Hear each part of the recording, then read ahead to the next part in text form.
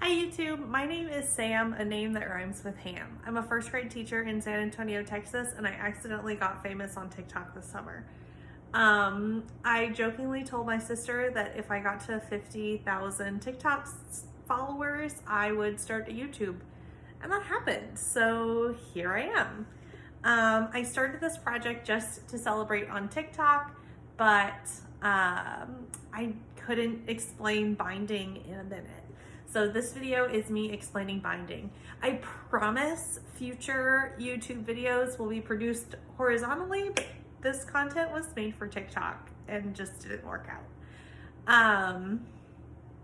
So welcome to my channel. I am a lifelong crafter, a natural teacher, so I figured why not combine the both. So here is my binding tutorial. Full disclaimer, I'm not great at it.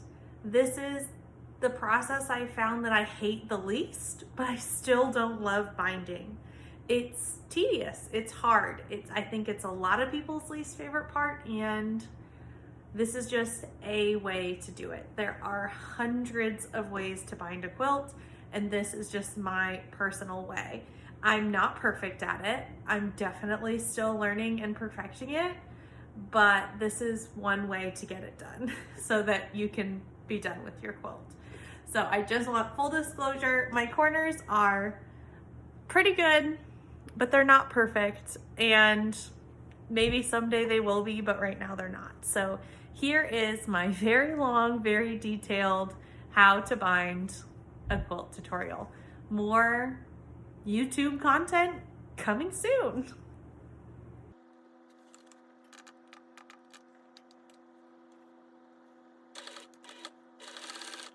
All right, so I am binding. I took a jelly roll strip. I took 2 jelly roll strips and sewed them together and then folded them in half to make this binding strip. I put the raw edge out on the top side of my quilt. I sewed until I got about a 1/4 inch from the corner. Now I'm turning it on a 45-degree angle, and I'm going to sew off the corner at that angle. I like to do a back stitch here. I don't know if you have to, but I usually do a back stitch there. And then I cut the string. I'm going to do this 4 times, so if you didn't get it, there'll be more. So I cut the thread.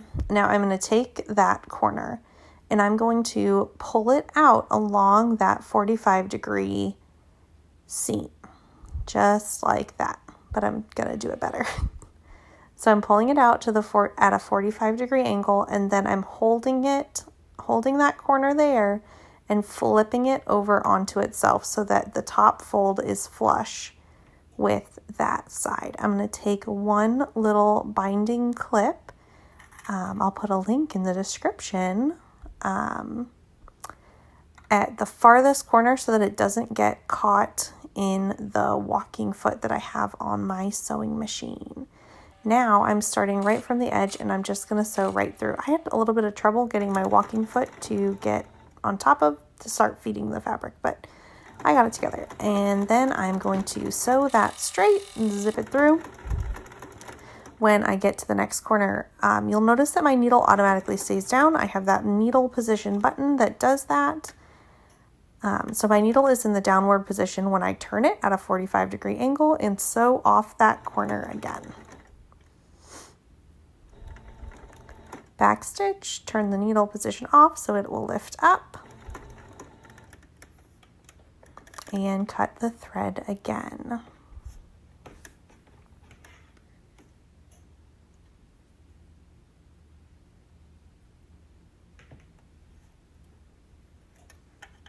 So now I'm going to do the same thing where I pull the fabric towards that seam, holding it with my thumb and flipping it over the other side. Get one clip and clip that corner, and then sew it straight on the next edge.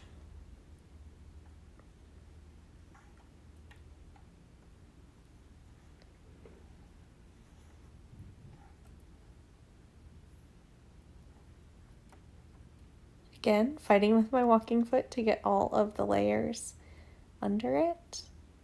And then I'm just gonna sew it straight, keeping that edge of the binding on the edge of the quilt top. All right, we're at another corner. My needle is down. Lift the presser foot, turn at a 45-degree angle, and sew it off. Back stitch.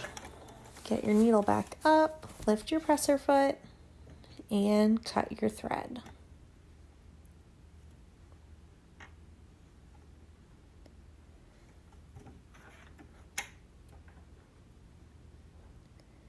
Pull your binding out, hold it with one thumb while you flip it back over with the other hand.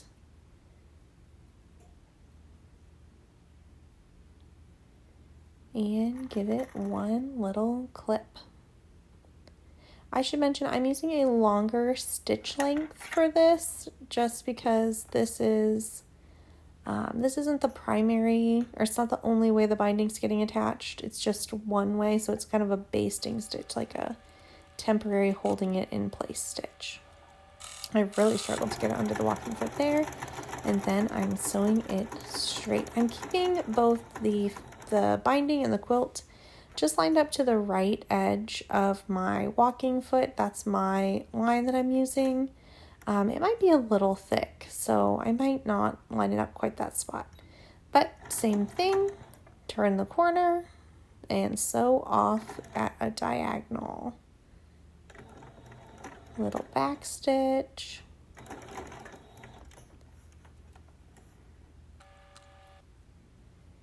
And fold it out. Hold it with your thumb.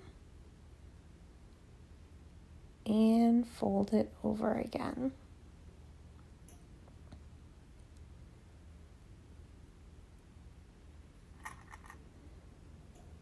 One little clip.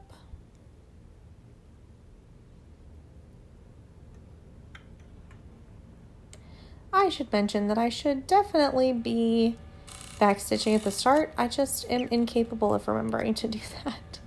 So I really messed up joining the ends. I highly recommend you watching someone else's video on joining the ends of your binding, because I did not leave myself enough tail, and I done goofed, kids. So I just trimmed it, folded it over, tucked them onto each other, and then sewed it, which is not the right thing to do. But this is a wall hanging and not like a blanket, so it's not really something that's going to get washed often, if ever. So I'm not really that worried about having messed it up, but I did mess it up. So that's an area of growth for me as a quilter, is joining my binding ends. But now that they are tucked into each other, I'm just finishing that basting stitch along the edge. Cut that thread, and you can take all 4 clips off of the corners now.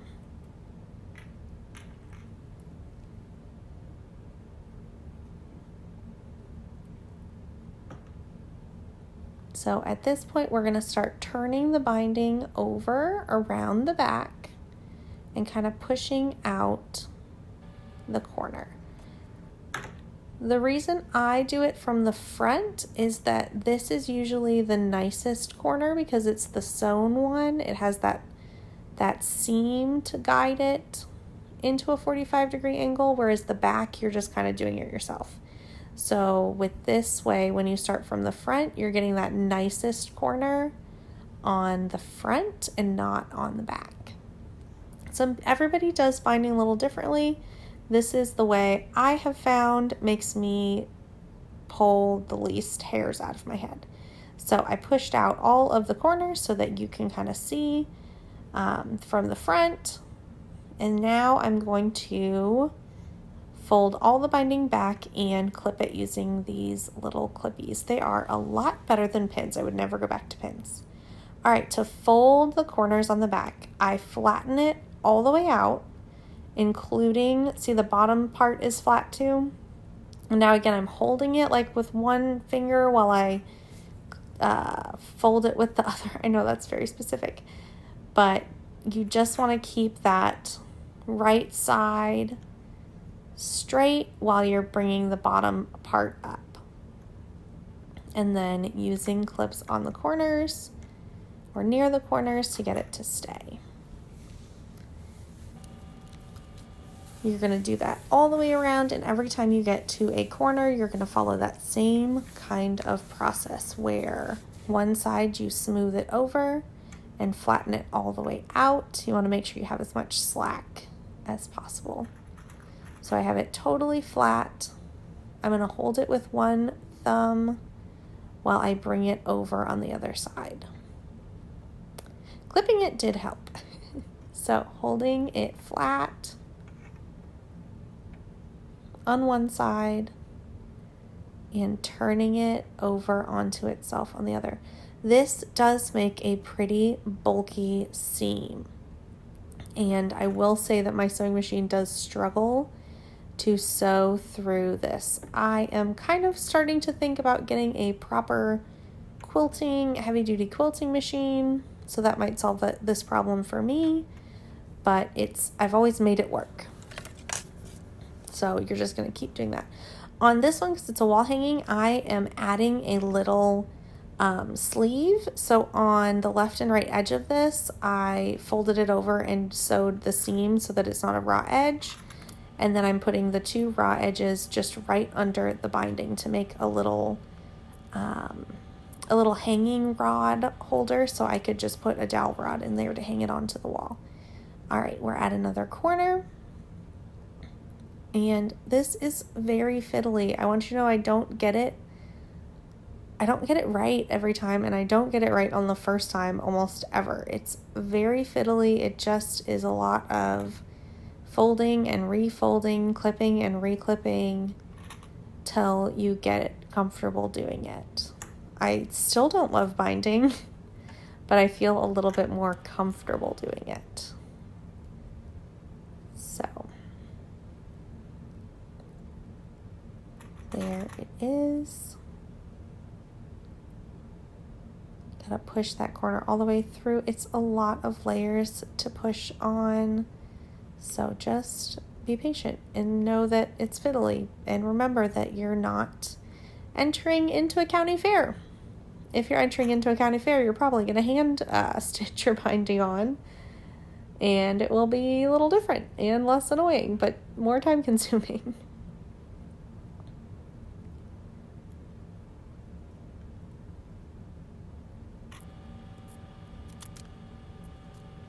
So just folding it over and clipping.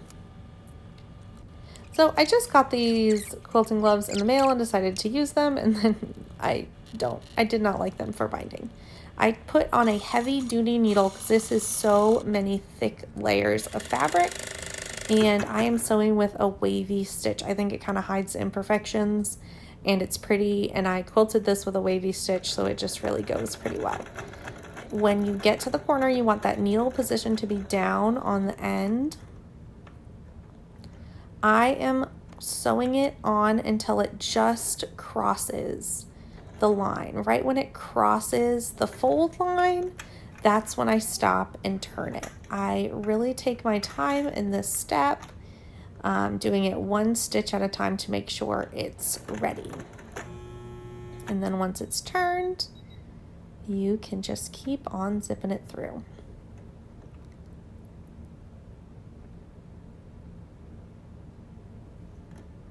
So occasionally my needle does get a little stuck in this corner, and I have to use my hand wheel to kind of get it unstuck and move it around.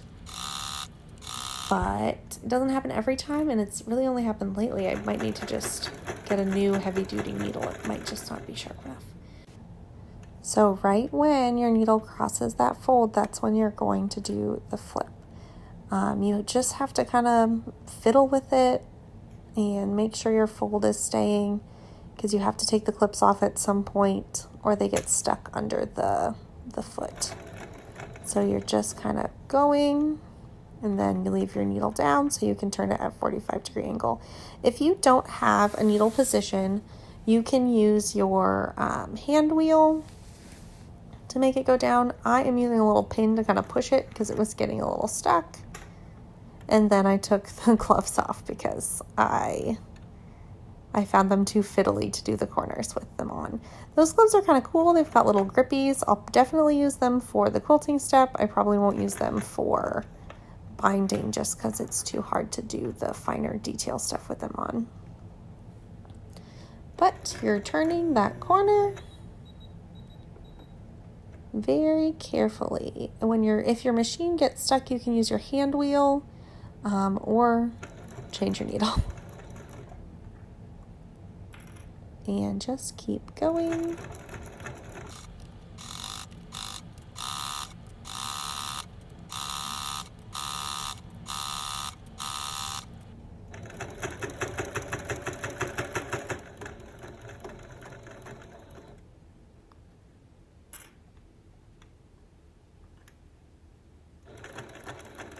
So I'm using my finger to just hold right on that fold while it's approaching the foot.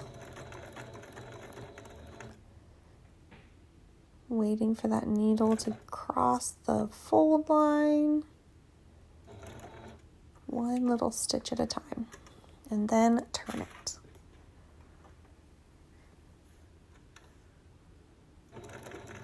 I think a turning point for me in my binding journey was just recognizing that I needed to slow down. The kind of slower it is, the less you're going to hate it. When you start rushing, you start making mistakes in all things, but especially in binding.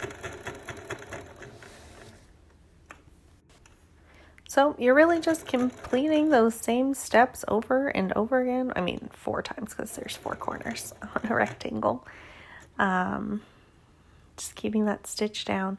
You 100% can do this step by hand stitching it. I just don't want to do that. So I do it this way. I am sure in my years of quilting to come, I'll find a new, better way, but for right now, this is the way that works for me. If you ask 50 quilters, there might be 50 different ways to bind a quilt, but this quilter says this is the way, the truth, and the light right now. And then when you get to the end, you definitely should probably backstitch, which I didn't do. But I'm okay with it because this is a wall hanging and not a blanket, so it will be fine.